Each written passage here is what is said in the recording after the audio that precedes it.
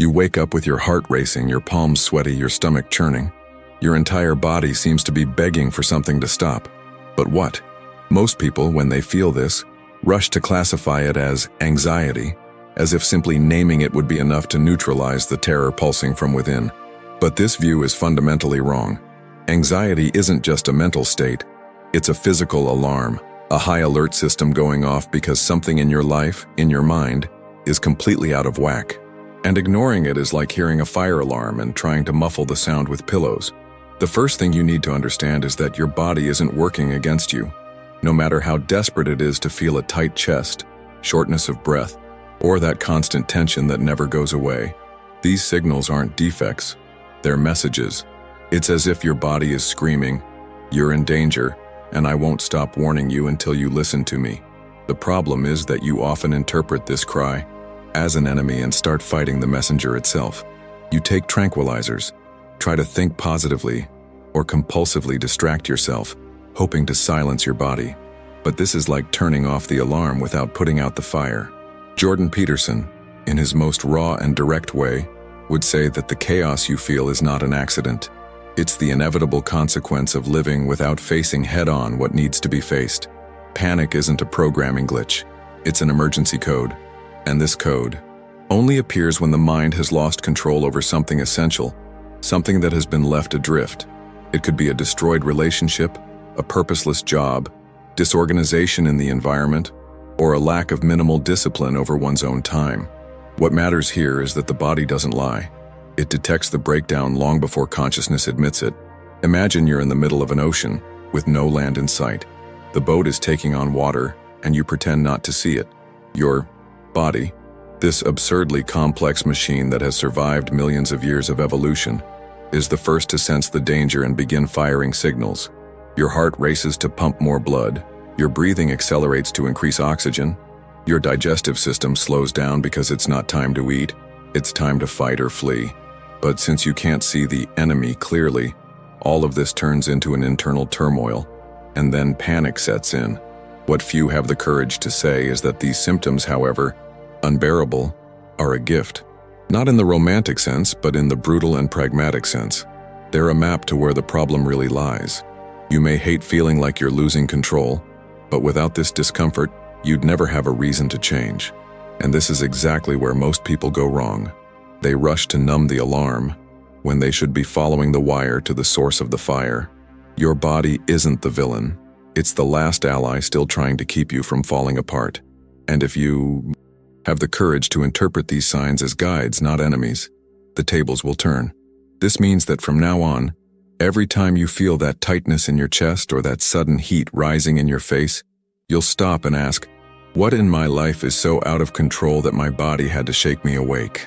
This isn't a comfortable question, but it's exactly the discomfort you need to start taking back control. This isn't a video promising you instant peace. It's a video to confront you with the stark truth. Anxiety is a call to action.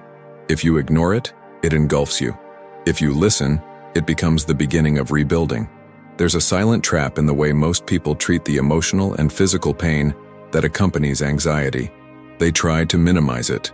Or worse, they convince themselves that feeling this way is a sign of weakness. But the reality is the opposite.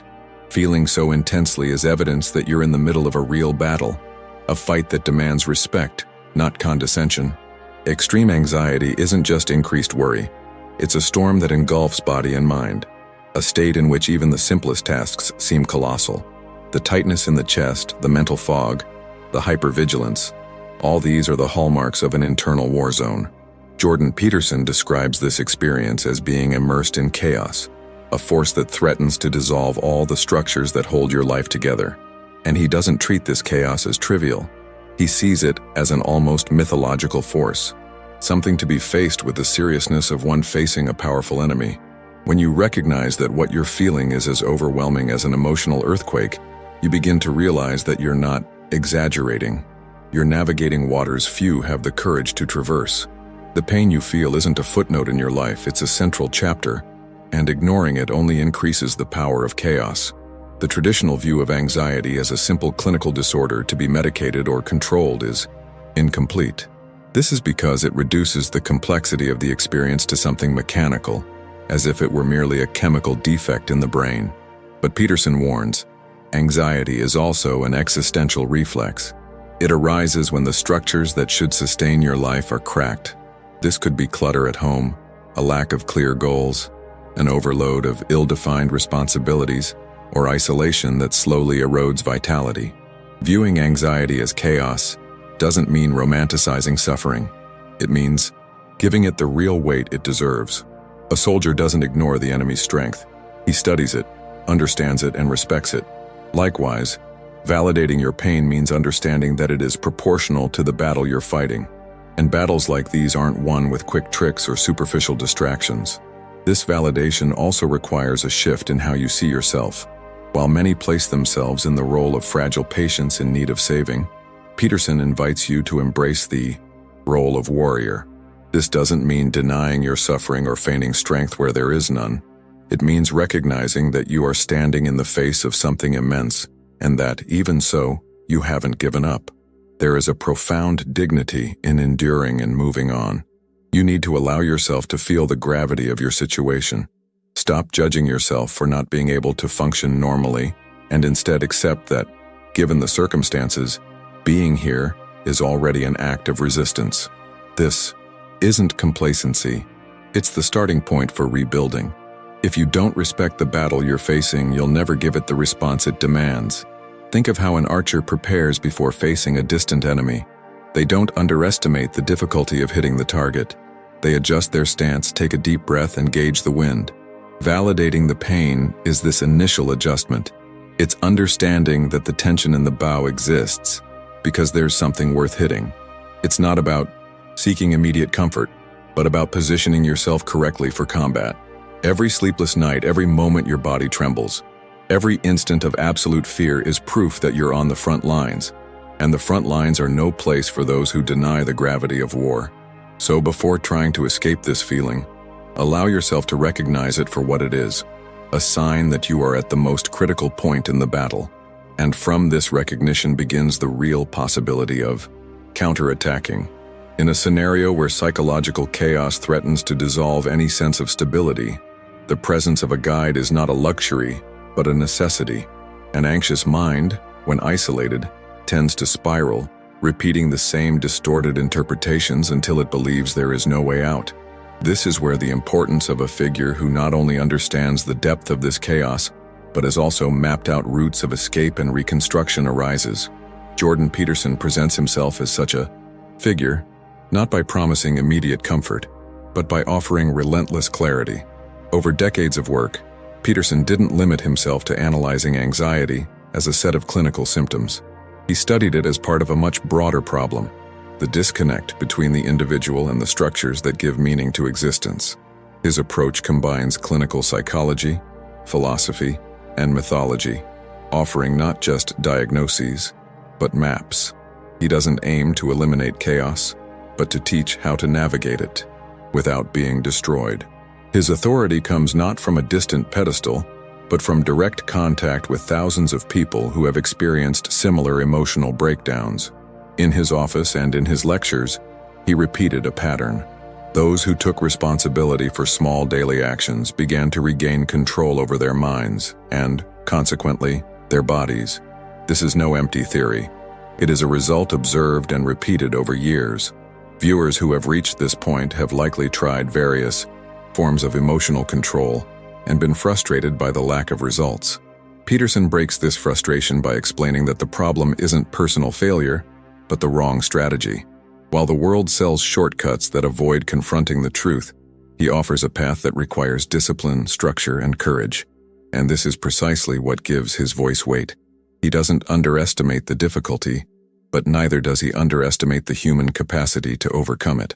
Imagine being lost in a dense forest, surrounded by unfamiliar sounds and shadows that hide invisible threats. At that moment, finding someone who has already traversed that territory and knows the route to the exit doesn't eliminate fear, but it transforms uncertainty into a possible challenge. Peterson is that presence.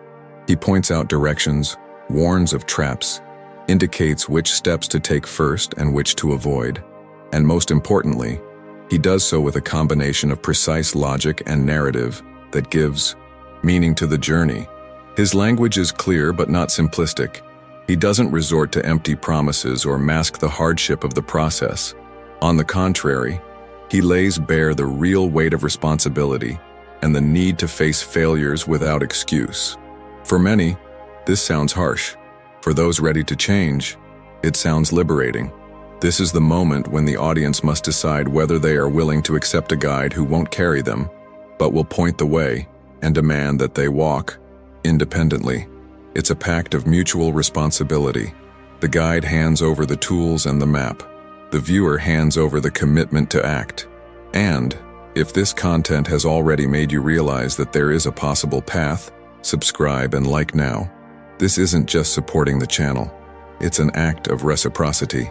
If you've received value, reciprocate by ensuring more people can access this same map. This is the first concrete action you can take today to break out of inertia.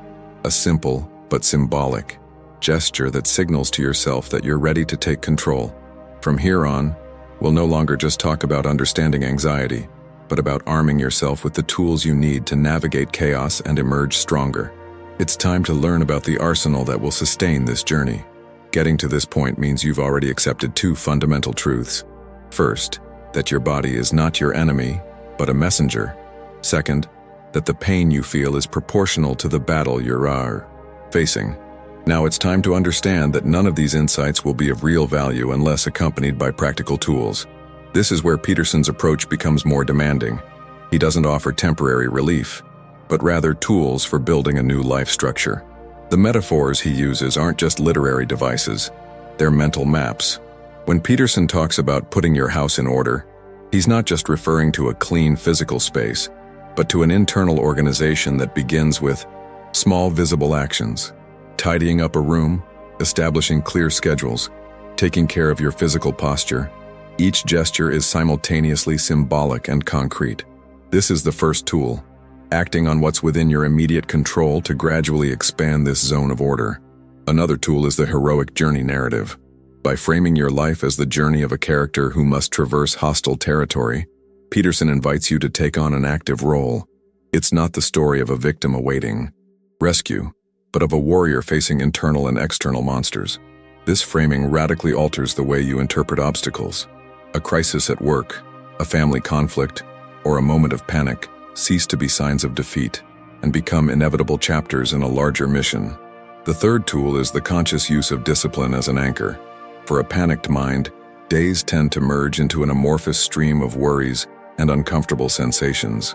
Discipline breaks this flow, creating fixed points that prevent the feeling of drowning. This means setting clear daily commitments such as times to wake up, eat, and work, regardless of one's emotional state at the time. It's an act of resistance against internal chaos. Peterson also emphasizes the importance of confronting uncomfortable truths. This is one of the most painful, but also most liberating tools. It means admitting flaws, recognizing destructive patterns, and accepting that, in many cases, anxiety isn't just the result of external factors, but of choices and habits accumulated over time. By shining a light on these issues, you regain the ability to act on them. These tools don't work in isolation. They reinforce each other. By organizing your physical space, you strengthen your discipline. By adopting the hero identity, you increase your willingness to face difficult truths. By facing truths, you become more effective at reorganizing your environment. The cycle that once fueled panic begins, little by little, to reverse. It's important to understand that none of these practices offer an absolute end to anxiety. What they offer is the ability to keep it under control, and more than that, to transform it into fuel for growth. Instead of being held hostage by your body and mind's reactions, you become the commander who chooses your response strategies. During this stage, you may feel tempted to revert to quick-fix methods of relief. It's natural, because the brain seeks easier routes. But the goal here isn't immediate comfort, but lasting empowerment. Each day you choose to use these tools, you're sending yourself a clear message. I won't run from the chaos, I will navigate it. And it is precisely this attitude that will pave the way for the next stage of your journey. the turning point where you stop seeking merely to survive and begin to take full responsibility for the direction of your life. It is this transition that will define true control over your mind and, consequently, your body. So far, we've traveled a path of understanding and preparation. You've understood that the body is a messenger, that pain is legitimate and proportional to the struggle, that there is a figure capable of guiding the process, and that there are concrete tools to reorganize your life. But none of these tools alone guarantees change. The decisive moment comes now, at the point where the search for relief ceases to be the central objective and gives way to something much more challenging: the search for responsibility. The initial instinct when faced with anxiety is to find a way to stop the pain as quickly as possible. This is understandable, but it's also what keeps many people stuck in the cycle. They rush to techniques, distractions, or treatments that, alone, only temporarily reduce symptoms. What Peterson proposes is a radical shift. Stop fighting just to avoid suffering and start fighting to build something solid. It's the exchange of the goal of stop feeling bad for the goal of living in a way that makes sense despite how I feel. This transition is comparable to changing positions on the battlefield. While you seek relief, you're retreating, trying to buy time. When you decide to take responsibility, you begin to advance even under enemy fire. Fear and discomfort remain present, but they lose their power to determine your movements. This is the difference between living in reaction and living in action. Responsibility, in this context, isn't just about completing external tasks or meeting others' expectations. It's about accepting that the organization of your life depends on you, and that every neglected area is a gateway to chaos. This means reviewing everything from your physical environment to your relationships, from your health to your time management. It often means facing truths you'd rather keep hidden. The turning point is, above all, a pact with yourself. It's deciding that, even if anxiety continues to surface, you won't allow it to dictate the script of your life. This decision creates a ripple effect. Small daily commitments, like getting up at the same time, sticking to a minimum task schedule, maintaining order in the space around you, begin to build confidence. Over time, this confidence builds and transforms into resilience. This is where many people feel internal resistance. Taking responsibility also means accepting the guilt for having allowed certain areas to deteriorate. It's recognizing that, in some cases, anxiety was fueled by omissions and poor choices. But this same recognition is liberating, because what was caused by human action or inaction can be corrected by conscious action. The turning point, therefore, is not a moment of sudden emotional relief, but of strategic clarity. You stop waiting for circumstances to improve on their own, and start acting as the agent that brings about that improvement. Each step taken in this direction weakens the feeling of powerlessness and reinforces the realization that even amidst chaos, control is possible. This new approach doesn't eliminate the need for the tools already presented. On the contrary, it intensifies them. Now, every act of discipline, every conscious choice, every confrontation with the truth has a greater purpose: to build a life capable of enduring and even embracing discomfort as part of growth. From this point on, anxiety stops being just an enemy to be defeated and becomes an indicator, a sign that something needs to be adjusted or strengthened. You stop trying to put out fires and start building fire-resistant structures. This is the shift that separates those who merely survive from those who, despite fear, manage to move forward. In the next step, we'll explore how this new mindset can be reinforced with strategic mental triggers to create an internal system that sustains progress and prevents relapse into the previous cycle. A panicked mind is like a web browser with dozens of tabs open, all beeping alarms at once. No matter how hard you try to concentrate, each notification competes for your attention, fragmenting your ability to think clearly. That's why, at the point in your journey where you've taken responsibility, you need to create mental triggers that reorganize your perception. These triggers act as conscious shortcuts to direct focus and restore order, even when chaos threatens to overwhelm. Peterson understands that the anxious brain seeks patterns because patterns convey security. One of the most powerful triggers, therefore, is to transform key concepts into rules or maps. By clearly naming the guidelines you will follow, you provide the anxious mind with a roadmap to guide it. For example, One rule might be, I start the day by solving the most important task, however small. Another might be, clean the environment before any mental work. These phrases are not just reminders. They are cognitive anchors that replace the impulse to react to chaos with deliberate action. Another strategic trigger is anticipation. Anxiety tends to project threatening scenarios. You can reverse this pattern by conditioning your mind to expect a constructive outcome. This doesn't mean naivety or blind optimism, but rather creating internal narratives in which you visualize the next successful step. When approaching a situation that would normally trigger panic, imagine yourself taking the necessary action with determination. This repeated visualization creates a mental rehearsal that reduces resistance and fear. Curiosity is also an essential trigger. Instead of interpreting physical symptoms as immediate enemies, you can train them as a signal for investigation. Did you feel your heart racing? Instead of panicking, ask yourself, what exactly in my context triggered this just now? This shift in attitude transforms anxiety from an abstract enemy into a phenomenon you can study and understand. Curiosity reduces the emotional burden and opens the door to more rational responses. These triggers work best when anchored in visible habits. That's why Peterson insists on structure. If each mental trigger has a physical counterpart, it reinforces itself. A rule statement posted in the workplace, a morning ritual that signals the onset of focus, a specific object you hold when starting a difficult task. All are ways to turn the concept into practice. The most important thing is to understand that triggers aren't magic tricks. They're tools of psychological engineering. Each time you activate them, you're training your brain to associate certain stimuli with constructive responses. With repetition, this becomes automatic, reducing vulnerability to uncontrolled impulses. At this point, it's essential to remember that you're not building these triggers for calm moments, but for the days when everything seems to fall apart. It's easy to apply a rule when your mind is calm. The challenge is activating it when your body is on high alert. Therefore, training is constant, even outside of crises.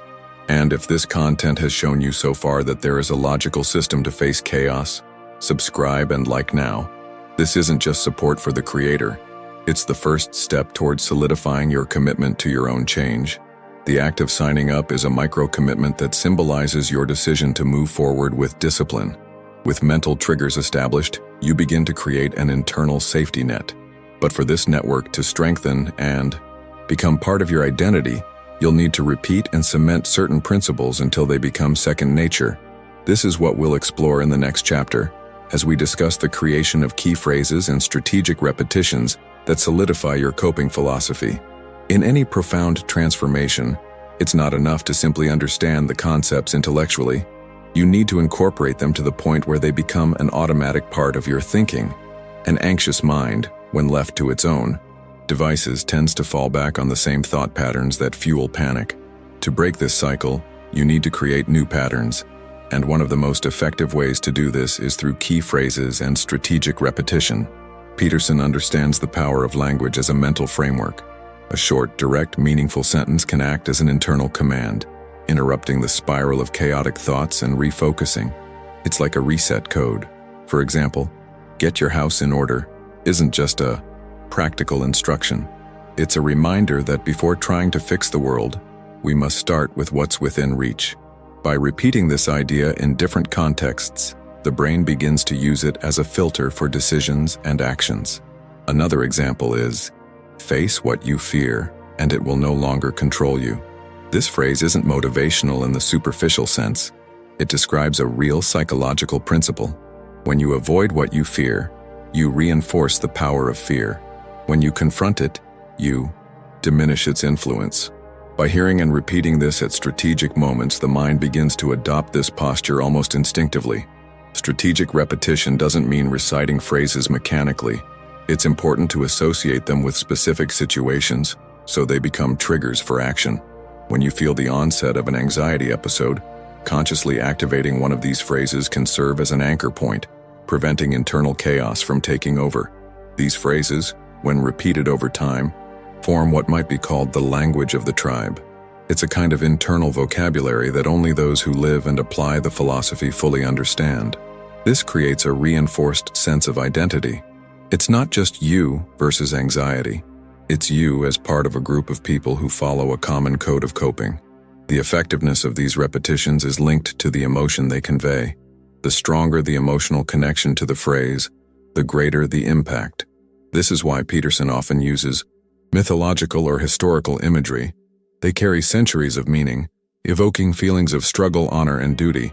When you say to yourself something like, "carry your cross," you're invoking not just a set of words, but an entire narrative of sacrifice and overcoming. Another important aspect is consistency. A phrase only becomes part of your mental repertoire if it's used repeatedly over weeks and months. This requires conscious discipline at first, but over time, its use becomes second nature. The goal is that when anxiety arises, the internal response comes almost like a conditioned reflex, guiding action rather than paralyzing it. Well-chosen key phrases also help simplify decisions. When a chaotic situation arises, you don't need to rethink the entire context. Simply apply the principle encapsulated in the phrase. This reduces cognitive overload and preserves mental energy for action. The bottom line is that by creating and reinforcing these phrases, you're building a mental framework as strong as any practical tool. They become internal compasses, always pointing north, even when the storm threatens to capsize the ship. In the next chapter, we'll expand this vision to show how imagining and designing a desirable future serves as fuel for maintaining the discipline and courage to apply everything we've built thus far. It's at this stage that the journey stops being just about managing anxiety and becomes about building an ideal, strong, and respectable self. There comes a point in the fight against inner chaos where simply surviving is no longer enough. The tools, phrases, and triggers you've accumulated so far serve to stabilize the terrain. But if the journey stops here, you'll remain in a state of containment, not progress. The next step requires you to clearly envision the life you want to build, not as a comfortable daydream, but as a concrete goal to be achieved. The anxious mind tends to operate in the short term, reacting to immediate threats, and avoiding thinking too much about the future. This pattern is understandable, but it's also one of the biggest obstacles to transformation. Without a clear vision, the energy you gain ends up dissipating on random tasks. This is where the importance of imagining your ideal self comes in, not as a perfect version, but as a strong, competent, and worthy of respect, even amidst difficulties. Peterson insists that for this vision to be motivating, it needs to be rooted in reality. There's no point in creating an unrealistic image of yourself, because the distance between the present and this fantasy will only increase frustration. The exercise begins with simple questions. If my life were under control, what would my typical day be like? What responsibilities would I take on without hesitation? What would I stop tolerating in myself and others? The answers to these questions form an initial outline of the desired future. This future shouldn't be seen as a distant prize, but as a benchmark for daily decisions. When you know where you want to go, each choice can be measured by the criterion: does this bring me closer or further away from my goal? This clarity reduces the tendency to act impulsively, because impulse is rarely aligned with long-term planning. Projecting a desirable future also has a profound psychological effect. It creates a sense of purpose that sustains motivation even on days of setbacks. When anxiety returns, and it will, purpose will prevent you from giving in to stagnation. It will remind you that every effort, no matter how small, is part of a larger construct. Visualizing this future isn't a passive act of daydreaming. It's an active exercise in planning. This includes mapping out the steps needed to turn your vision into reality. If the future you desire involves a healthy body, what habits will you need to adopt? If it involves financial stability, what skills will you need to develop? If it involves stronger relationships, what conversations will you need to have and what patterns will you need to break? It's crucial that this vision be revisited and adjusted periodically. As you grow and your circumstances change, new elements may enter the picture, and others may lose importance. This flexibility prevents the goal from becoming a prison and ensures it remains a source of inspiration, not frustration. The tone here is heroic, but without illusions. The path to this future will be arduous, and that's precisely what makes it valuable. Satisfaction will come not just from achieving it, but from becoming a person capable of living within it. This journey transforms chaos into raw material for building something meaningful. When you begin to see yourself in this position, firm, responsible, confident, anxiety loses some of its dominance. It ceases to be the center of the narrative and becomes just one of the challenges you face along the way. The desirable future, then, is not a place where fear is absent, but where fear no longer dictates the rules. In the next chapter, we'll transform this vision into a public commitment. Keeping this future in mind is insufficient. You need to act like someone who has already decided to fight for it, and that includes declaring that decision through concrete actions that solidify your position. Having a clear vision of a desirable future doesn't just inspire, it requires action. And movement isn't an abstract concept. It manifests itself in concrete decisions and behaviors, often small but consistent. This is where calls to action come in, direct commands that transform intention into practice. Without this step, the vision remains a closed plan in the mind, incapable of producing real change. Calls to action work because they break down the barrier between reflection and execution. An anxious mind, accustomed to spinning in circles, needs clear instructions, almost like mission orders. Sign up, comment on your decision, share with someone who needs to hear it. These aren't just superficial interactions, they're rituals of commitment. Every public act, no matter how small, is a reminder to yourself that you're investing in something bigger.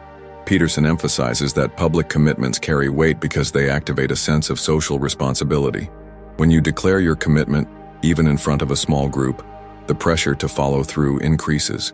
This psychological mechanism can be used to your advantage. By subscribing to a channel that's helping you, you're not just consuming content but also formalizing a commitment to continuity. By commenting on what you'll change, you create a record that you can revisit to measure progress. Another powerful aspect of calls to action is that they reinforce the idea of reciprocity. If you've received value from a mentor, reciprocating with a simple gesture, like a like or a share, is more than just courtesy. It's the embodiment of an exchange. This strengthens the bond with the content and the community that forms around it, creating an environment of mutual support. CTAs shouldn't be seen as interruptions in the narrative, but as a natural part of it. They work best when they appear at a moment when the viewer is most aware of what they've already received and what they can still achieve. At this point, asking them to act isn't an imposition, but a logical extension of the process. You've already shown that there is a path. Now you're inviting them to take the first, visible step. For many, these initial gestures are symbolic but not insignificant. A comment, for example, may be the first time someone expresses their intention to change in writing. A share may be the moment someone admits to someone close to them that they're struggling with anxiety and want to improve. These actions are small breaks in isolation, and each break expands the space for progress. It's also important to understand that calls to action aren't limited to the digital environment. Off-screen, every choice can function as an internal CTA. Deciding to organize your room today, calling to resolve a pending issue, starting a daily reading or exercise habit, all of these can be structured as clear commands, triggered by the same logic, intention followed by immediate execution. However, for these commands to work, they must be specific. Change my life is vague and paralyzing. Clean the table before bed is concrete and actionable.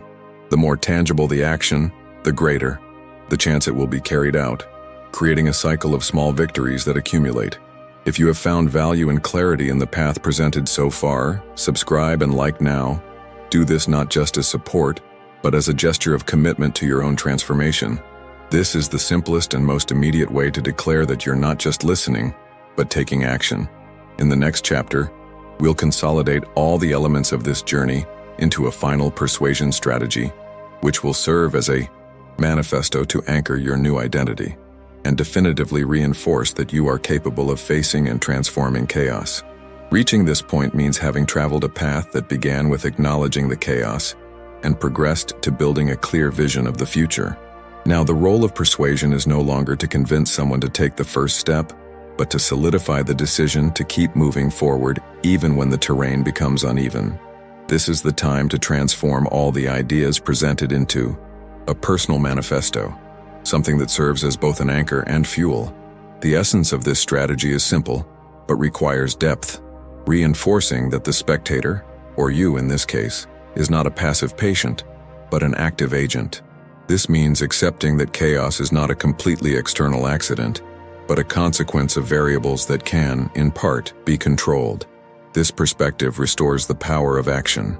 When you see yourself as someone capable of influencing your own destiny, even in the midst of difficult circumstances, motivation is sustained.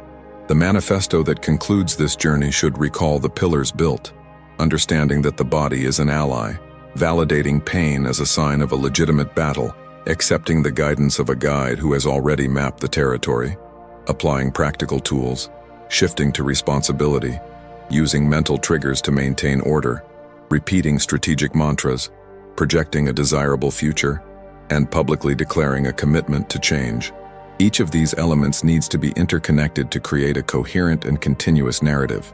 Persuasion, at this point, isn't about using empty emotion or promises of rapid transformation. It's about presenting the logic that the alternative to action is retreat, and that retreat has a much higher cost than the effort required to move forward. The anxious mind often seeks arguments to postpone decisions. An effective strategy is to cut these justifications before they become stronger, reminding ourselves that every day spent in action is a day given over to chaos. Another aspect of this final persuasion is identity reinforcement. It's not enough to say, "You can do it." You need to specify, "You are the person who chooses to face what you fear and bring order to what you control." By adopting this identity, you create a pattern of behavior that remains even when motivation fluctuates. This is a crucial difference. Motivation is unstable. Identity is consistent. The tone here needs to be declarative, almost like an oath. It's not about suggesting paths, but about affirming commitments. It's the transition from an exploratory discourse to a leadership discourse. You're no longer just learning what to do. You're committing to doing it. That's why, at the end, the call to action returns, not as an invitation but as a summons. Subscribe and like now, not as a symbolic gesture for this content, but as a practical act of anchoring the decision you've already made.